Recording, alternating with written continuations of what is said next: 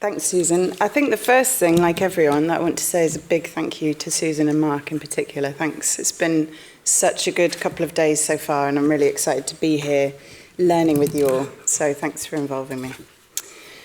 All right. In this session, we're going to be zooming back into some artworks after that sort of bigger institutional conversation. And we're going to be looking closely at some of the artworks that have formed case studies for this research project. So just to kind of introduce myself a little bit more before we get into the speakers, I thought it would be useful to give a bit of context about my sort of involvement and role in this project. So as Susan has said, I'm Artistic Director at MIMA, which is a public gallery and art museum in Middlesbrough, and we're part of Teesside University. And we've had the pleasure really of collaborating with Susan, Sonia Boyce, and some of the people here today with Decolonising Arts Institute since I think 2018. So first through the Black Artists and Modernism project, as a partner, a small partner in this programme, and then also as one of the commissioning collections for the 2020 programme. Some of the artists are here from that. And through this collaboration, we have audited the collection, reinterpreted it, represented aspects of it, and developed new research and commissions. And I guess one of the things I really love about this partnership is bringing together different knowledge bases and practices. So thinking about the academic art historical frame and the curatorial hands-on work, and what happens when we bring those together to make some of the change on the ground in institutions like MIMA. So yeah, I would say we've really benefited from the research and knowledge coming out of this partnership and the Institute, and long may that last. So in this session, we're going to hear from 3 of the Institute's art historians, and the session really is all about how we analyse artworks to surface gaps, errors, omissions, and biases.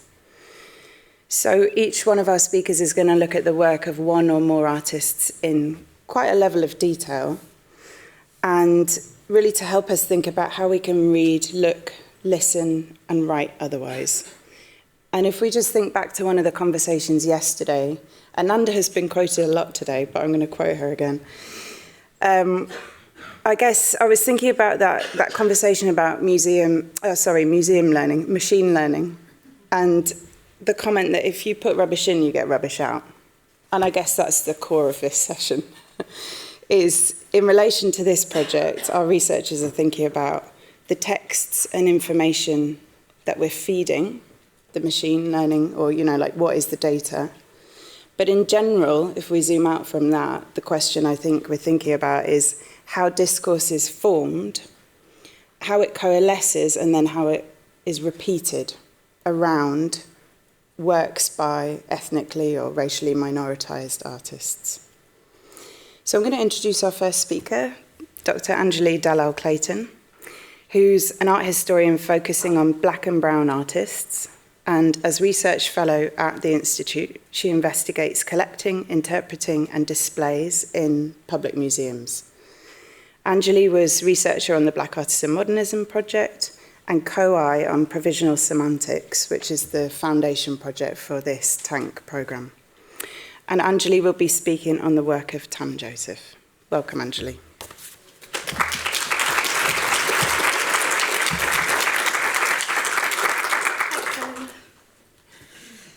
Okie dokes. Hello. Oh, those lights are bright. Okay, so good morning, and this is the clicker. So let's see. Okay, so I'm going to be talking about one of the case studies that I conducted for the Transforming Collections project, which focused on the description and display history surrounding works in UK public art collections by the artist Tam Joseph. So Tam Joseph has had a varied and prolific artistic career. He attended both the Slade and Central Schools of Art in the 1960s, developing a practice encompassing painting, drawing, and sculpture that's rooted in a wide range of artistic traditions. His 50-year career includes exhibitions at major galleries like the Institute of Contemporary Art and Tate. His paintings, Spirit of the Carnival and UK School Report, appear regularly in collection displays and survey exhibitions, including most recently in Tate Britain's lauded Life Between Islands show. And 13 of his artworks are held in 10 of the UK's public collections. On this basis, one might understand Joseph as having made an important contribution to contemporary British art, and that he ought to feature, if not prominently, then at least to some extent, in mainstream narratives of British art since the 1980s. However, one need only scan through the names of the many artists who featured in the British Art Show since it began in 1979, or the varied figures who are noted in general survey texts to contemporary British art to realise that that isn't yet the case. And so in this case study, I was concerned with the contribution of public museums and collections to this outcome. So I started with a detailed survey of accession documents, object records, archived correspondence, and exhibition ephemera, and produced a chronology of the acquisition, interpretation, and display history surrounding Joseph's work in UK public collections. And then I dug into how the 13 works have been described and interpreted since the point of acquisition.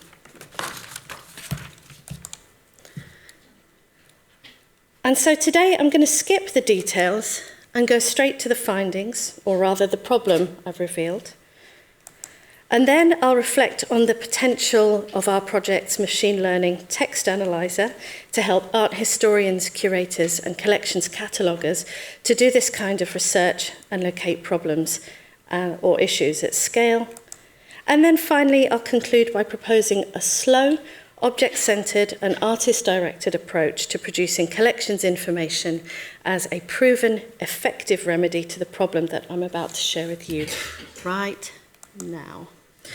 So, my research of the acquisition and display history surrounding Joseph's work reveals that there's little variation in the way it's described and interpreted, both across the 13 collections that hold his work and over the 40-year period I've reviewed. Collection descriptions prioritise the socio-political context and content of his work, whilst ignoring the artistic techniques and art historical significances at play. Even search tags for online reproductions focus on content and recognisable objects in each artwork, but not its style, medium, and the techniques used or the art historical context. So let me offer one example.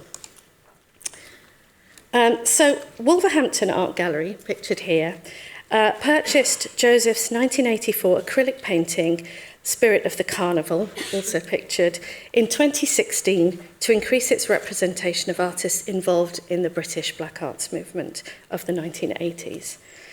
The interpretive description in Wolverhampton's catalogue offers a detailed visual analysis of what the painting depicts, but offers no consideration of the painting as a material and aesthetic object produced in an artistic context as well as a socio-political one. And in terms of its inclusion in displays and exhibitions at the gallery so far, it's only been selected for shows about the Black Arts movement and its socio-political context, and most importantly, in isolation from the wider collection and other relevant moments in the histories of art.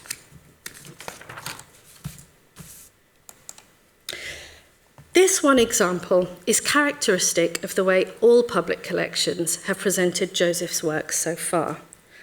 My research shows that after the point of acquisition, about 70% of the in-house and external exhibitions that Joseph's work has been shown in have either been premised on the non-white racial backgrounds of the artists, the topic of migration and diaspora, or other socio-political themes, and in most cases his work is mobilised as evidence of a socio-political moment or issue.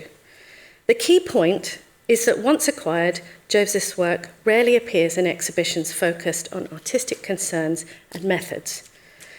Now, this isn't unique to Joseph. several of the case studies in this and other projects evidence that this is actually a phenomenon, and also that it's not isolated to social history museums, but it also happens in dedicated art museums. Why it occurs is the subject for another talk, but today I'm focusing on how research practice can remedy it. And there are two stages I'm interested in particular. One is locating the problem, and the other is fixing the problem. So, let's start with locating. Machine learning could help us to identify where this and other problematic phenomena occur in museum interpretation texts. And that's, as you've heard since yesterday, been one of the major things that we've been looking at in this project. At the start, our computer scientist and engineers colleagues on the team observed that art historians and museologists engaging in research methods like qualitative coding to analyse descriptive and interpretive museum texts, that they observed that it was both laborious and time-consuming.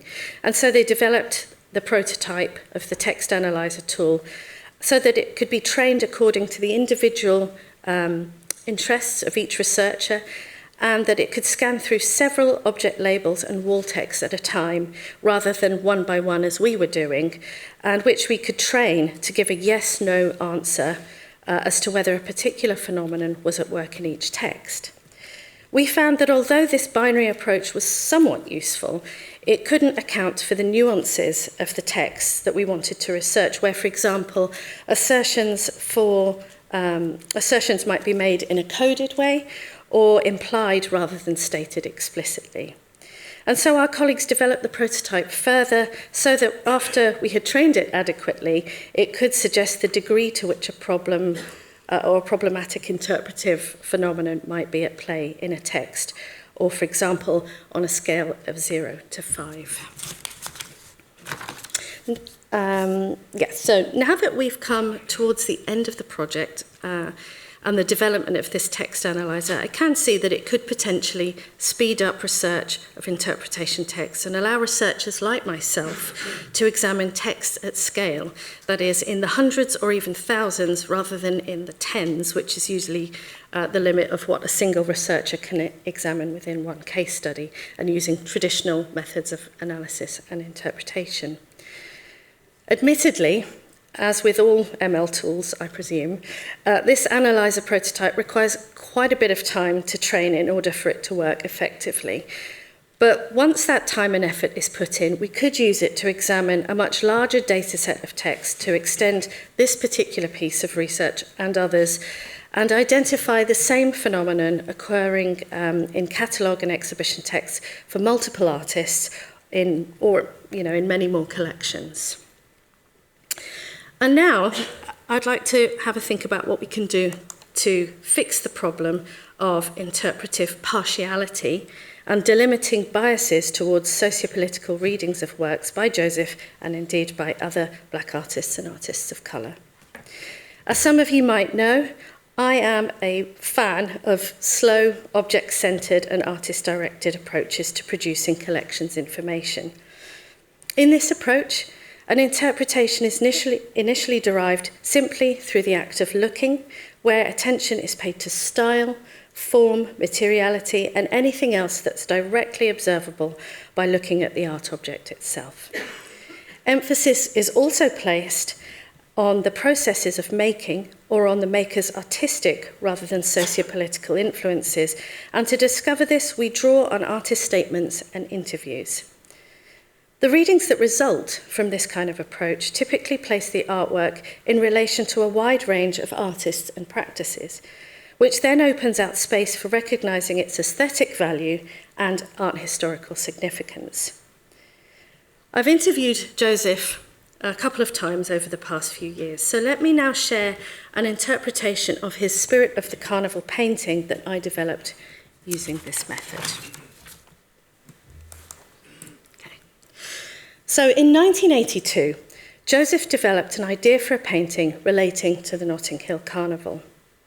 His aim was to eventually paint it on linen canvas, but his self-described perfectionist tendencies and desire not to waste an expensive canvas led him to create a rough using acrylic paint on tacked together brown paper on his bedroom wall.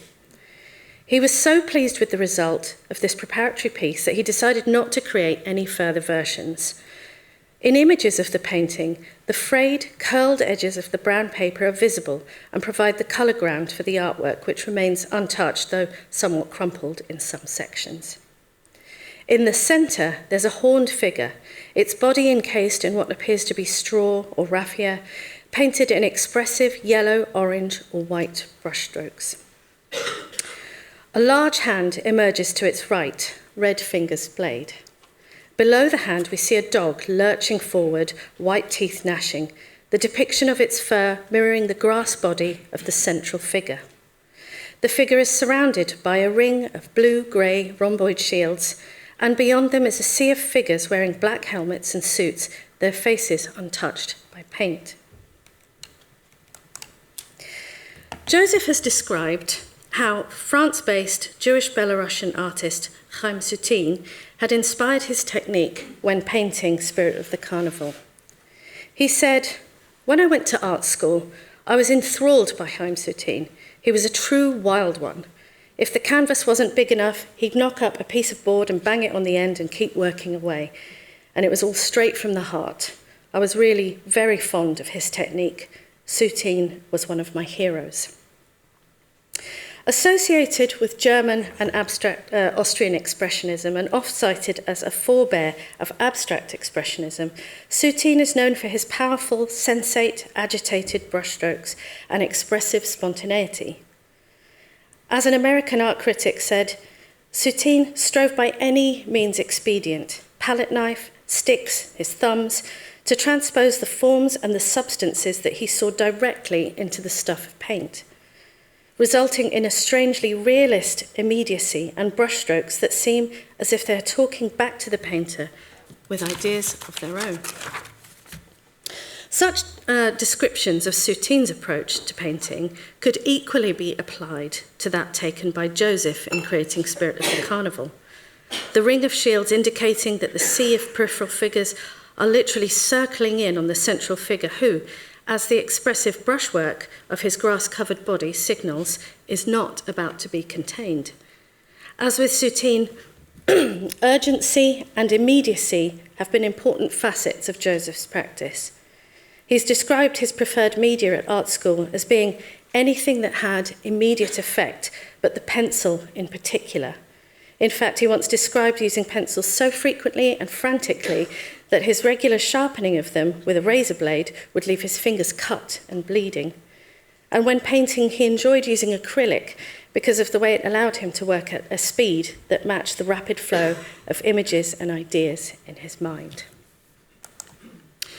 As such, Joseph's work may be considered in relation to the neo-expressionist developments of the 1970s and early 1980s, which demonstrated a departure from and rejection of the sparse conceptualist and minimalist movements of preceding decades, and was characterized by large-scale, rapidly painted representational or figurative artworks. In established art historical narratives, key figures of the movement include the German artist Georg Baselitz and Anselm Kiefer, and American artists Jean-Michel Basquiat and Julian Schnabel. But it's among the work of their Britain-based counterparts that Spirit of the Carnival can easily be situated. Artists such as Frank Auerbach and Leon Kossoff, who, although slightly older, were working concurrent to him in the early 1980s, were also engaging in gestural brushwork and bold colours to create brash narrative scenes in London. For example, Kossoff's Children's Swimming Pool Autumn Afternoon and his King's Cross March Afternoon similarly convey the energy of agitated crowds amassing in London locations, while Auerbach's Hampstead Road High Summer and Euston Steps employ comparable assertive brushstrokes to evoke the hustle and bustle of the city's centre and high streets. But what distinguishes Joseph's Spirit of the Carnival from the work of Kossoff, Auerbach, and several other artists working in a neo-expressionist style is its narrative quality. Despite the representational nature of neo-expressionism, it retained a degree of modernist emphasis on formalism, which meant that for many artists working within the genre, storytelling occurred in a coded way through iconography or in content addressing ancient history and mythology, such as in Kiefer's Icarus, March Sand, and Basquiat's Ishtar. By contrast, Spirit of the Carnival captures an imagined moment in recent history, but which is embedded in factual accounts of police activity at the Notting Hill Carnival. Joseph has explained that he had been at the carnival and bumped into a friend who had been violently stopped and searched by the police. And in consequence, Joseph became inspired to create an artwork reflecting his understanding of the police as an extension of the government, existing, as he put it, to control the descendants of enslaved African people. He commented that his idea for the composition was to depict an egungun figure, which is a Yoruba word for masquerade characters that transferred across the diaspora as a consequence of the transatlantic slave trade. In the painting, the egungun, according to Joseph, is contained by the police, and he's looking for a way out. The police, they've got the dogs on him. The police themselves are very scared. I use this figure as what I interpret as a police attitude or prevailing attitudes at the time towards people of my community who were seen as somewhat dangerous just by simply being somewhere. By virtue of the colour of our skin, we were seen to be disruptive. This figure, he's contained, but he's meant to be a sort of spiritual figure. He can't really be contained. He's a fighting spirit. Spirit of the Carnival captures a single moment in a story, but the movement of the painting's brushwork precludes any sense of the image being a still. The energized brushstrokes evoke a story in action. So now let me show you the search tags that are currently applied to this painting in the catalogues of the UK's public collections, and you can see that they're all about content and socio-political context. And now, let me show you the tags that could be added as a result of this object-centred and artist-directed interpretation, which are about the artwork, how the artwork was made, what it does, and its art historical context. I'm going to conclude now. So, just as training machine learning tools to identify where and how problematic descriptions and interpretations exist in current collections information necessarily takes time, generating new collections information using an object-centred and artist-directed approach is also time-consuming. Artist interviews require careful planning. A rapport needs to be built with the artist. Questions have to be developed thoughtfully so as to elicit useful information. And the artworks and artistic context need to be meticulously and intelligently researched in order that the resulting interpretations serve the artworks and their creators, allowing both to be understood as significant across a range of socio-political and art historical contexts. There are no shortcuts to doing this work well. And if public museums and art galleries were to routinely employ such an approach to generating descriptions and interpretations in the catalogue, it would expand the range of search terms that are associated with the artwork. This would then affect the way curators encounter and select artworks when researching and devising exhibitions, and open out new possibilities not only for interpretation, but also for the kinds of displays and exhibitions works by racialized and minoritized artists are included in. And because exhibitions can influence the production of art history's narratives, these artists could be brought from the margin to the centre in new and meaningful ways, allowing a wider range of audiences to see themselves reflected in their national art collections and in our national story of art in a wider range of ways too. Thank you.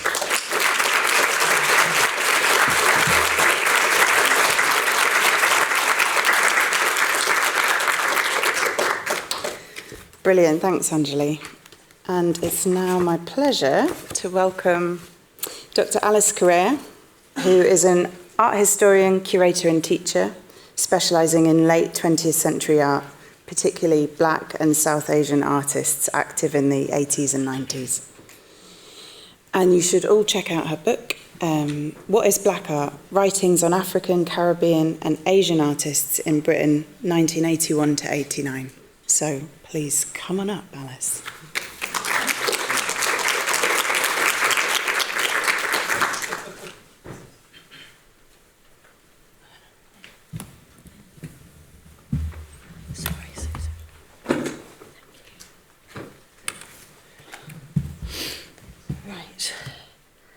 Hi everyone. I see what you mean, Ange.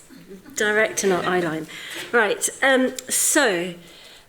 Building on the audit of black art in public collections that Anjalie built for the Black Artists and Modernism project, when I joined the TANK project, I and my fellow researchers were invited to look at that database as a starting point for our investigations into how collections were recording, interpreting, and presenting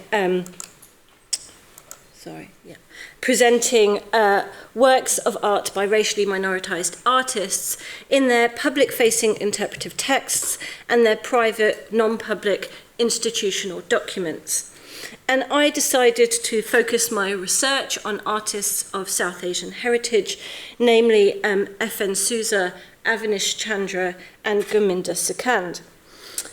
In his landmark exhibition, The Other Story, Afro-Asian Artists in Post-War Britain of 1989, and in multiple articles and essays since, Rashida Reen has argued that curatorial interpretation and art historical scholarship regularly reduced the work of Souza and Chandra to nothing more than an exciting splash of colour, exotic colour.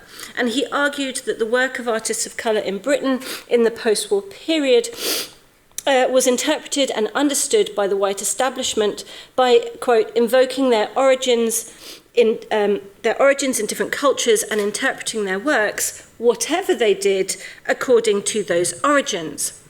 And that observation by Areen builds on the work of critic Edward Mullins, who, writing about Souza in 1962, lamented that, quote, Souza has lived here for 13 years, has always spoken English as a first language, and used primarily European techniques in painting, yet he is still expected to belong at heart to some hypothetical native culture, to have hot, primitive blood in his veins. He is welcomed as a respectable exotic. So, I was curious as to whether or not I could evidence those anecdotal or opinions. And I was curious as to whether or not this sense of exoticization could be seen in responses to artists of a younger generation. So, as well as Souza and Chandra, I was looking at the work of Gurminder Sikand, who was born in India but was based for her entire career in Nottingham, but who passed away prematurely in 2021. So what I'm going to present now are some of my research findings, and I'm going to apologise now because I know that I'm just going to be bombarding you with stuff. But it's basically organised around these questions. Which institutions acquired works and why? And I'll be talking about that in relation to Avinash Chandra. What was said about an artwork? I'll be talking about that question in relation to Souza. And then I'll finish off with some thoughts about how we can think, write, and curate differently in relation to Gurminder Sikand. I want to flag that in many senses, this research project was problematically predicated on the expectation that there would be catalogue data and public-facing texts to analyse. What I have found is that across the board, materials are very, very limited. However, as discussed yesterday, and as was discussed yesterday, machines and machine learning can only tell us things that have already been fed into the machine. It can only work if data already exists. What became very apparent in my research is that there's very little to no data. And I think there are interesting stories to tell about that. So, with relation to Avinash Chandra, I started off by thinking about, well, where are the works held? I looked at Art UK, that identified 7 works in 5 collections. However, a CV held in the Tate Archive, written in 1965, identifies many more public collections.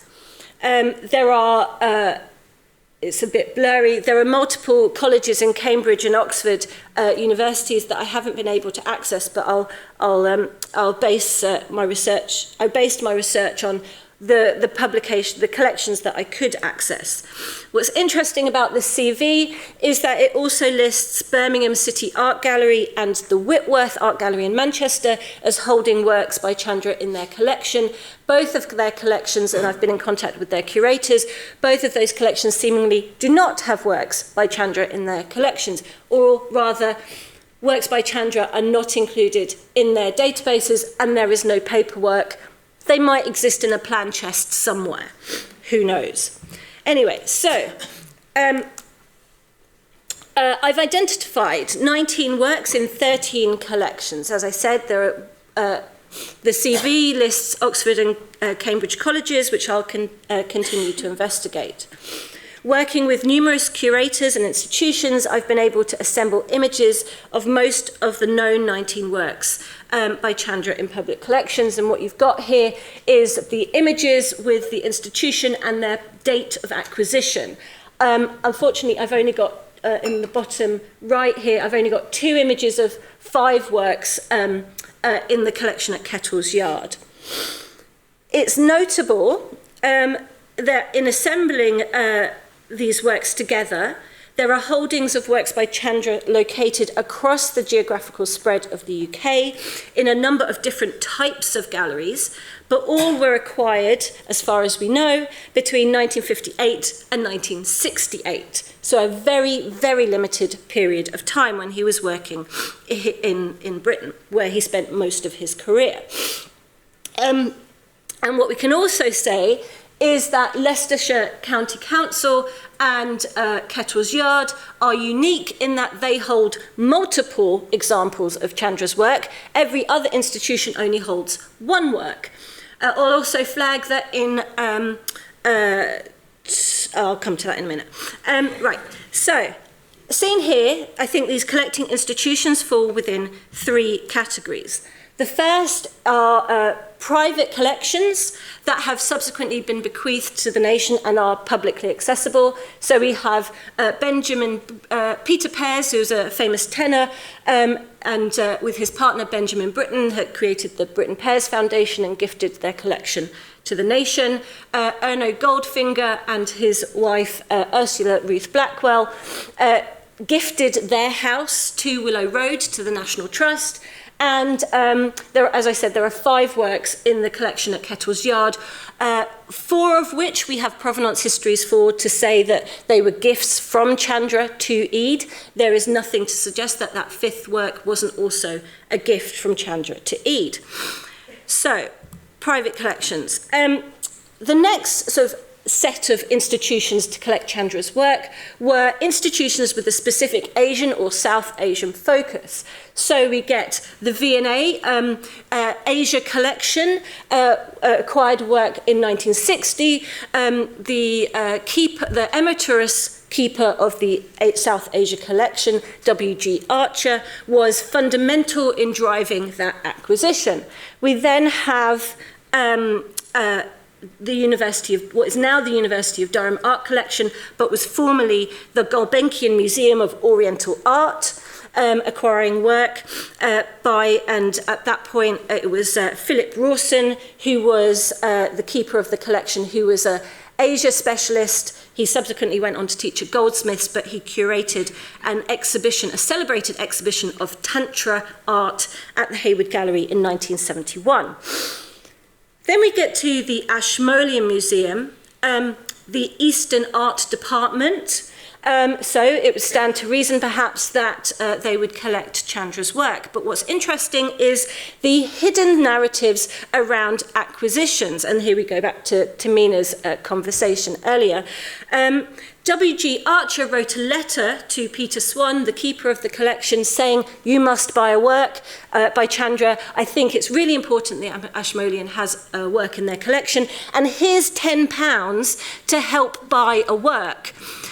Peter Swan duly accepts this monetary offer and the next day goes out and buys a work from the Commercial Gallery in Oxford that was holding a display of Chandra's work. The last work in this section is currently in the Bristol Museum and Art Gallery, but it was initially, at some unknown point, acquired by the Commonwealth Institute. It then passed to the Empire Museum in Bristol and then to the Bristol Museum. So we might, I think, justifiably expect that the reason for the Commonwealth Institute to acquire his work was somehow to do with his identity. And then we get onto these collections of modern art that that actually wouldn't have acquired his work if it was not for his identity. So here we have National Museums of Northern Ireland in Belfast, acquired his work in 1958, when Chandra had an exhibition in Belfast that was sponsored by the Imperial Institute. Chandra would not have been in Belfast. Belfast would not have acquired his work had it not been for the connections to the Imperial Institute. And then we get on to the Museum of Nottingham that acquired a work through funds from the Gulbenkian, but they are very excited that they got an exotic drawing. Then we get to museums of modern art that seemingly didn't acquire works on the basis of Chandra's ethnic identity. But there's, again, very, very little information that I've been able to find as to the rationale behind these acquisitions. Leicestershire County Council have 3 works, but I'll flag that in February 2011, the painting Offering by Chandra was one of a number of deaccessioned works that were sold at Bonhams. So we've lost a work there. Which leads us to Tate. We can see here, this is available on the website, acquisition presented by Gerhard and Hella Adler. Dr. Gerhard Adler was a Jungian psychologist, but what this this acquisition line hides is that this acquisition was lobbied for by our friend W.G. Archer from the V&A, who had written to Norman Reed saying, look, Tate needs to be acquiring work by Chandra and Sousa, and I will be the middleman, but I have patrons who are willing to pay for a work for you to choose. So 3 works were selected, presented to the Board of Trustees, and Hills of Gold was selected. So we might suggest that, left to its own initiative, Tate may or may not have acquired this work. But they are very excited, and it's included in their Tate Gallery report of 1964-5, and Chandra and the acquisitions of Chandra and Sousa at this point are included within a narrative of acquisitions of British art, and there is a text written that is predominantly quotations from our friend W.G. Archer, and that's positioned just above Geoffrey Clark. Now, something odd then happens with the Tate collection, because at some point during the 1970s, it was decided that Chandra maybe wasn't a British artist, and he turns up, Hills of Gold turns up in the catalogue of modern art by artists other than works by British artists. We have no rationale as to why this happened. We can speculate. Right, moving rapidly on. I then wanted to look very closely at, okay, artworks get into collections. We've got the acquisition story. What happens when we get there? In terms of Hills of Gold, not a lot. But Susa, let's think about Susa. I've identified a number of display captions, texts, and the acquisitions board note relating to the acquisition of crucifixion, which was acquired in 1993. So the board note is the rationale that is written by curators to present to the Board of Trustees as to explain why we should be acquiring this work. That was written in 93. Then we have a display text written in 1995. The one written in 1999 is almost identical, with the exception of a couple of words. In 2000, we have a short summary text written, and then another display text was written in 2001, which again was edited with the change of one single word in 2016. So what this tells us is that looking at these texts, we can see that over a 30-year period, or more or less, textual interpretations of crucifixion have remained largely the same. The same vocabularies, tropes, narratives are presented in the same order. Now, I don't have time to go through all of them, but one of my particular gripes is the way that Goa, Susa's birthplace, is identified, and the problematic and sort of not even misunderstanding, but not understanding of the nature of that colonial space is discussed. We also have a complete blind spot to Susa's career prior to his arrival in the UK, and the fact that he was a founding member of the progressive artist movement in Mumbai. And in this regard, there is a complete absence from the Tate Archive notes and bibliographies of Geeta Kapoor's really important essay about Newton de Souza that was published in Third Text in 1989. So in some senses, absolutely no excuses. But of most importance and significance, I think, is the strange way that the rendering of the Christ figure and the other figures in the painting using black paint is understood to mean that the figures are black African people. If we are going to go down that route, I wonder what race Gauguin's Christ is. Right, so having thus identified Christ as a black African man based on the colour of the paint that was used, the texts then discuss Susa's apparently brutal style and how that brutal style is inherently linked to African art. This interpretation has its origins in the 1993 board note, in which Susa's, quote, depiction of a black-skinned agonized Christ is described as fusing, quote, Christian iconography with primitive forms of expression. Here, Susa's use of line and shape was associated with West African masks, even though there is no evidence to suggest that he had any particular interest in those visual forms. What he was interested in was the visual vocabulary of modernism. So, why might this have happened? Well, Tate, at this point of acquisition, was thinking about black figuration.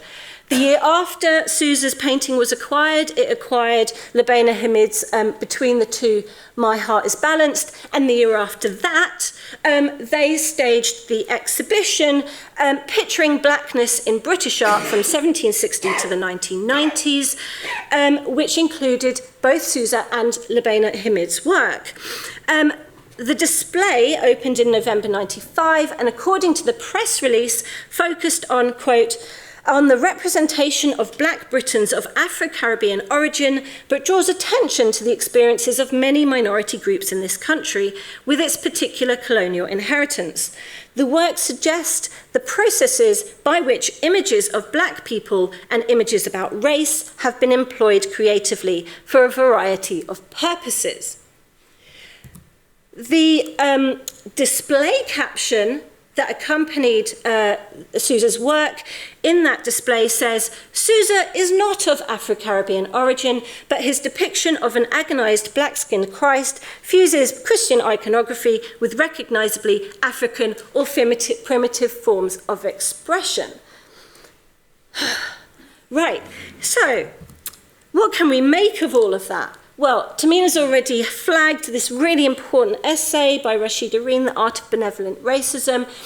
And in that essay, Rean's argument argues that art institutional power affects the reception, recognition, and evaluation of those former colonial and post-colonial subjects active in Britain. In his essay, Rean acknowledges that some Black artists in Britain were given access to the art world and the institution, and in some cases did become commercially successful. But he suggests that this was only possible through a system of controlled authorization. For Irene, the fact that paintings by these artists can be found in collections across the UK should not be taken at face value as markers of institutional recognition of artistic innovation and creativity, but instead he encourages his readers to be alert to a system of benevolence that in fact serves to reinforce and maintain its Eurocentric ideology. He proposes that tokenistic acquisitions should be understood within a framework of power that acts to contain and neutralize the perceived threat of otherness imposed by migrant and diasporic artists of color, so that, having thus contained the potential opposition or radical challenge, art institutions can do whatever they like, celebrate what is in their interest, and ignore what may pose a threat to the established order. In the case of Sousa, I would argue that Tate's acquisition was an example of bending the artwork to the will of the institution. Right, I've had 2 minutes flagged at me. I'm going to finish. Just by saying that I was working on Gurminder Sakand. Prior to this project, you couldn't find Gurminder Sakand's work on the internet. It was very difficult. We now have images of the works in public collections available on Art UK. I'm very excited about that. But the way that her work was framed has historically been in terms of the Black Arts movement of the 1980s and her stated interest in Kalighat painting and the art of Melitha paintings. This is a bit like Anjalie. The focus on those aspects of or references to Indian painting is not wrong per se, but it's problematic when that is the only interpretation available to us. So, and I can see a moment or an idea when machine learning can help us think differently in terms of how we might interpret or position Gurminder Sakand's work. So this is just a screenshot of a Google image search that I did. Woman, landscape, floating head painting. I'm very pleased that Gurminder's work now comes up in this Google search, but we also get a lot of guff and Ophelia.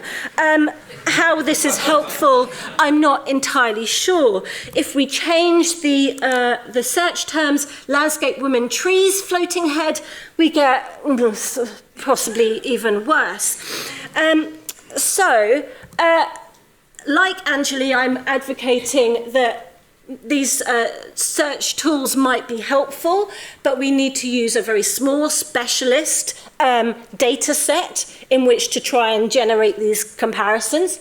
And there's nothing like a bit of close looking. So just to finish, and this is my pitch for any galleries or institutions that want to do a show on Gurminder Sakand, I was looking at these works, having got the images of them after some struggles, and I was struck by their relationship to Paul Nash.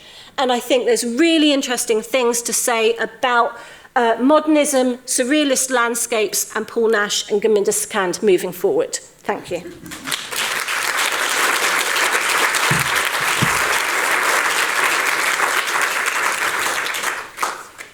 Wow, thank you so much, Alice. It's difficult because there's so much more to say, but we're going to keep moving through. Okay, so our next and final speaker in this section is Dr. Andrew Cummings, who is an art historian from Wakefield, West Yorkshire, and Cummings' PhD between the Courtauld and Tate Research Centre focused on queer politics and science fiction in work by contemporary artists with East and Southeast Asian heritage. So welcome, Andrew.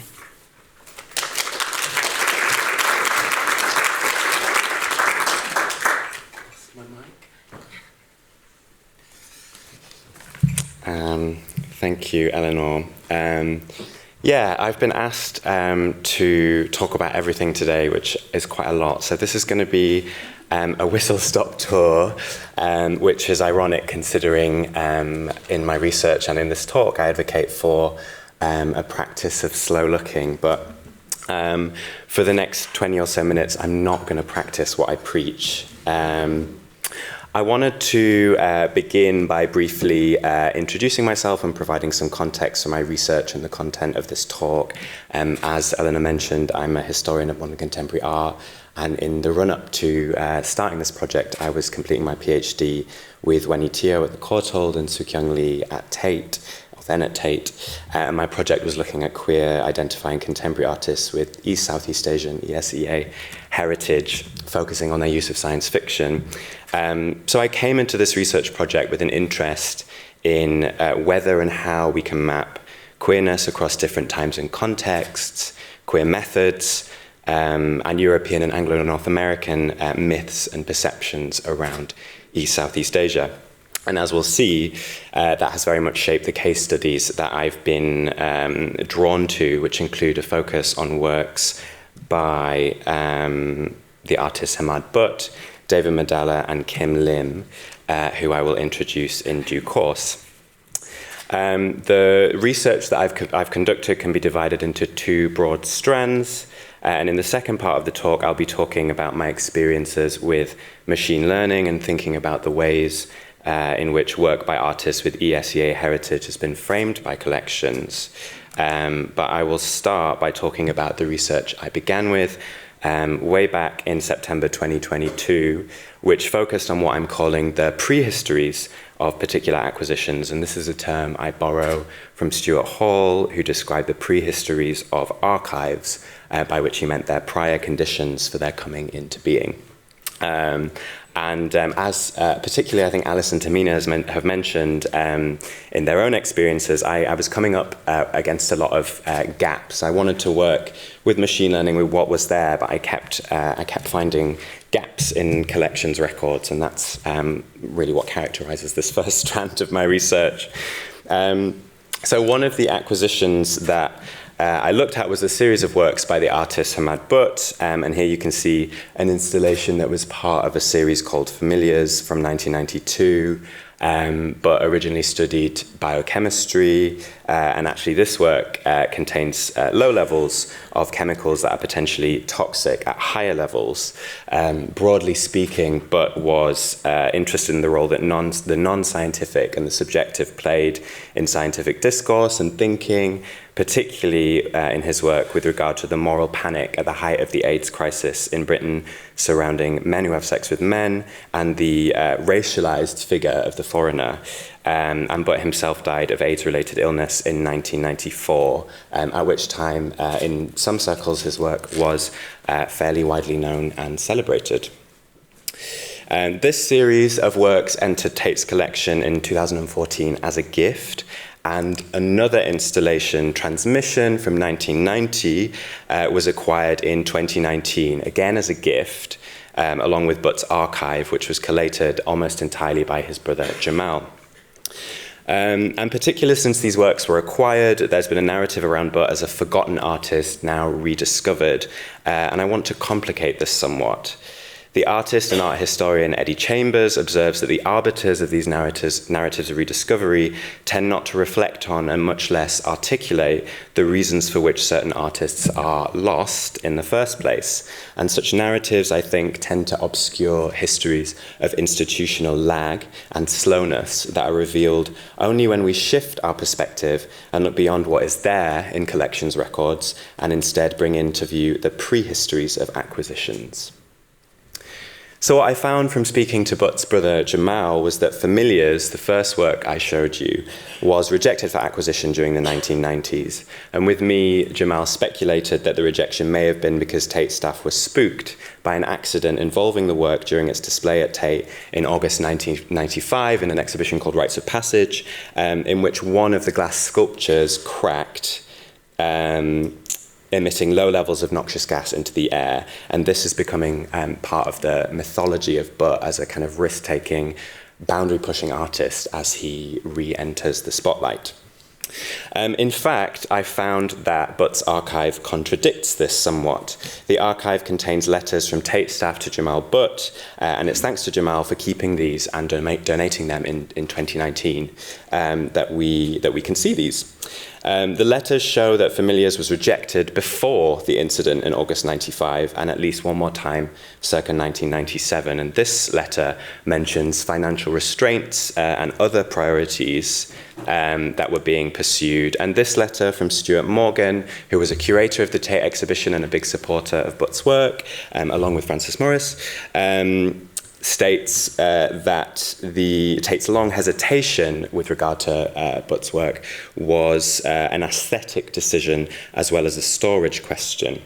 So taking this into account, I looked at the types of works that Tate did prioritize during the years that Familiars was rejected, and notably, long before Tate acquired Familiars in 2014, it accepted other works containing harmful substances produced by more established artists such as Rebecca Horn, Damien Hirst. In those cases, they found ways around these potentially harmful substances and difficult storage questions. Another line of my thinking here focused on work by artists of colour of the same generation as Butt, who became highly successful in the 90s, like Chris Ofili and Yinka Shonibare. And at the time, some commentators, I'm thinking of Eddie Chambers, Kobana Mercer, Niru Ratnam, argued that the acclaim of these artists in the context of kind of the rise of New Labour and multiculturalist policies was partly owed to these artists' playfulness with regard to identity politics and the blend in their work of visual markers of black identity. And so I speculate in a longer piece of research that Butt's work may have been deprioritized for acquisition in the 90s, precisely because it falls outside of these narrow aesthetic parameters for artists of color. And while, as I mentioned, there are, I think, political undertones to Butt's work, visual references to marginalized identities are quite oblique. Another acquisition I looked at was Cloud Canyons, which is this bubbling kinetic sculpture by the artist David Medalla. Medalla was born in the Philippines in 1942 or 1938, depending on who you ask, and came to the UK in the 1960s, where he founded Signals, a gallery, newsletter, and network that connected artists all over the world interested in the intersections between science and art. Now, there are many iterations of this sculpture you can see here throughout Medalla's long career, and the first was realized in 1963. This caused quite a stir in the 60s for how experimental it was, but Medalla's work didn't make it into Tate until 2006. And looking into this, I found that an earlier iteration of the sculpture had been proposed by Medalla for acquisition in late 1970 and was turned down, similarly to Hamad Butt's work, and that's not in the collection's records. So again, the only reason we know this is not because of what's in the records, but because Medalla talked about it publicly and very, very angrily, including in this open letter he displayed as part of his pavilion at the Documenta Arts Biennial in 1972. Medalla's open letter is, I think, a way of speaking back to institutional opacity, to hidden barriers, to private decision-making, absent paper trails, and other unspoken norms and rules, which is very much in line with his politics. In the letter, Medalla angrily cites several secret meetings to which no member of the artistic community other than Tate trustees and staff is admitted, and also 2 technical reports which he alleges he was not allowed to see. And as with the acquisition of Butt's work, we don't know exactly why this work was rejected at the time, and we are left to speculate. Again, I sought to surface possible reasons for this rejection by comparing Medalla's work to other works purchased by Tate around the same time, including artists who were in Medalla's network and exhibited at his gallery Signals, such as Lillian Lynn, to give just one example. This was purchased in '73. And across these various comparisons, which again I make in a longer piece of writing, I wondered if the kind of joyously messy and organic rather than mechanical qualities of Medalla's work may have displeased Tate's board. One conservative reviewer in the 60s derides Cloud Canyons as, quote, oozing, eccentric, and crude, for instance. Crude in particular, an adjective that was often used, as Medalla noted, to describe work by artists from the so-called Third World at the time. This archival selfie of Medalla, I think, captures that oozing quality brilliantly. And other reasons I speculate could be Medalla's framing of his practice, which would maybe have been seen as esoteric and maybe quirky. He was heavily influenced by Buddhism, for example, and did not situate his work solely within a European canon. And there's also, relatedly, the fact that his global network lay outside of the New York-London axis, which was the prevailing axis for collectors at the time. So all of these factors meant that Medalla's practice rubbed up against an art world very much dominated by white, upper and middle class norms and tastes that can be discerned in the kinds of work that Tate, I think, was acquiring in the 60s and 70s. And indeed, throughout his career and in the open letter that I showed you, Medalla repeatedly expressed his belief that ethnicity, nationality, and class were factors in his exclusion, not just from Tate, but from other exhibitions as well and collections. So just before I wrap up this first section of my talk, I want to briefly mention that both Butt's and Medalla's work is tied up in the rise of queer art as a category. I mentioned that Butt's work was acquired in 2014 and 2019, and this was during a concerted attempt by Tate to acquire more work by LGBT artists, as well as artists of colour, as articulated in its annual reports. Medalla, for his part, was very open about his sexuality throughout his career, and within the last decade there have been attempts by Tate to offer queer readings of Medalla's work, which I could talk about in the Q&A if there's time. But to wrap up this overview of this first strand of research I've conducted, I want to offer 2 reflections. One is simply that beginning with the date of acquisition doesn't tell the full story of the work's relationship with that collection or institution. Starting with what's not there and looking into the prehistory of an acquisition can help us see collections otherwise. It offers a different orientation, I think, to the collection, to use Sarah Ahmed's term. This orientation brings other things into view, such as hidden institutional barriers, rules, and norms, and often a longer relationship between an artwork and a collection. A second reflection I want to briefly offer here is to do with evidence, and I realize I'm preaching to the already converted here, but so often we think of what is there in collections records as our only evidence. But scholars of queerness, feminism, and race, for example, have shown us that an overemphasis on evidence in the traditional sense of the term, or an overemphasis of what can be easily evidenced, traditionally speaking, can occlude experiences of marginalization. Gaps and silences in records and archives don't have to solely be thought of as obstacles.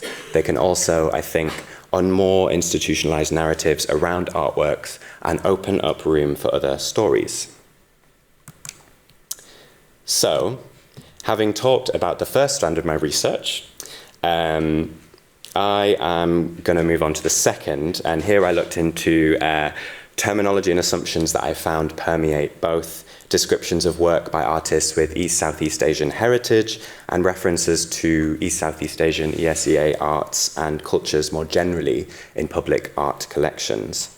And I begin here with the work of Kim Lim, a very widely collected British Singaporean artist who, incidentally, her digital and physical archive I assist with, although I'm speaking today very much independently from the estate.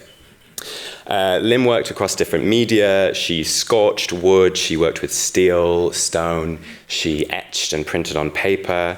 And I think it's worth contrasting how Lim described her work with how others have described it. So she was often pressed about the connection between her work and Chinese aesthetics, for example. And she traveled very widely and mentions multiple inspirations throughout her career. The work of Brancusi and Matisse travels to Japan, but also Cambodia, India, Greece, Turkey, and Egypt, for example. She was deeply interested in rhythm, musicality, and materiality, and she describes her sculptures very evocatively, I think, as slithering, brooding, and powerful, and her practice as one that punctuates, traps, and even squeezes space. But working in Lim's archive, I became very interested in the ways in which Lim's work has been talked about in reviews, exhibition catalogues, and collections, which is quite differently to how she describes it. Now, there are so many examples of this, but because time is short, I'll give you just two.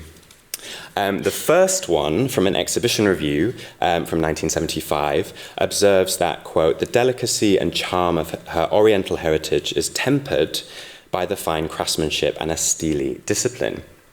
There's a lot going on there.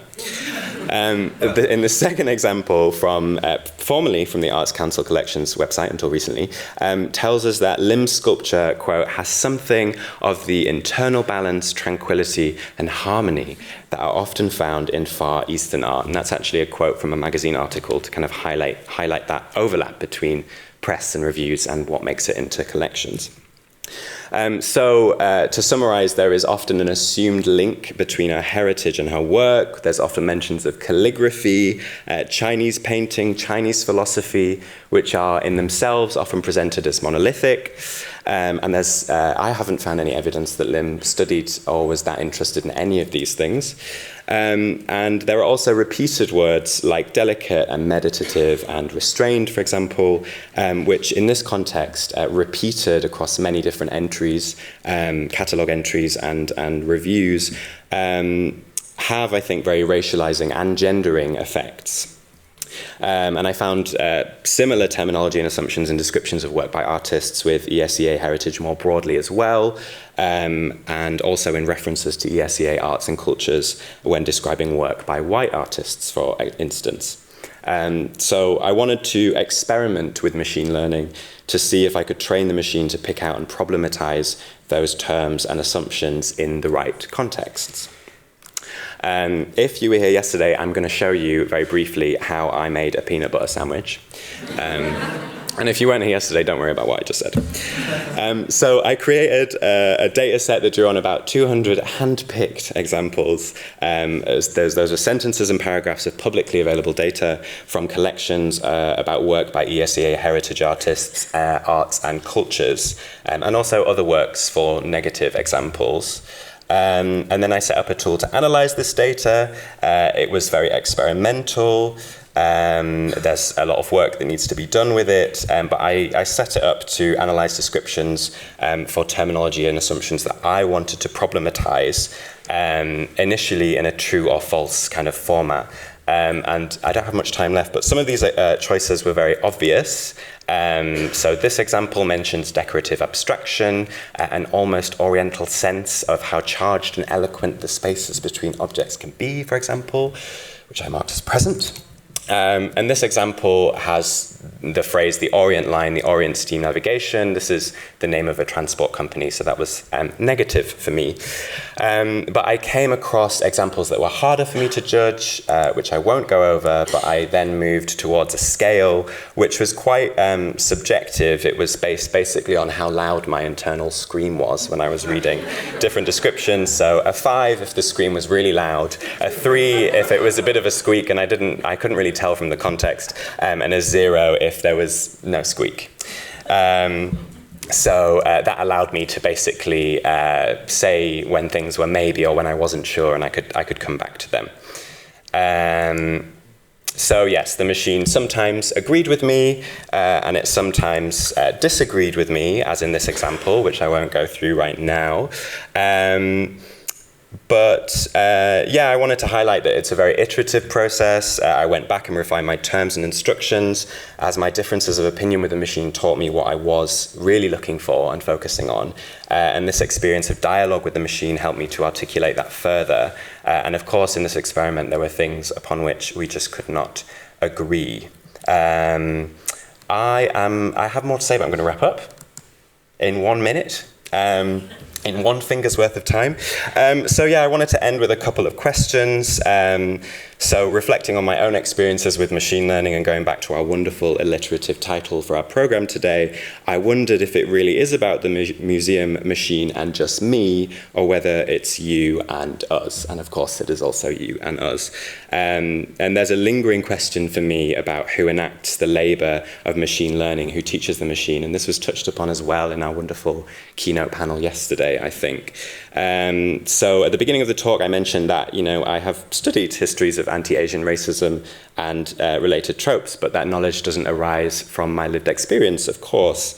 And from my own experiences and from our machine learning workshops with partners, it feels very clear to me that whoever is involved in this process, decisions should be made as a group and with properly compensated and willing stakeholders from different groups. And the rationale of our decisions should, as John mentioned, and others, be recorded.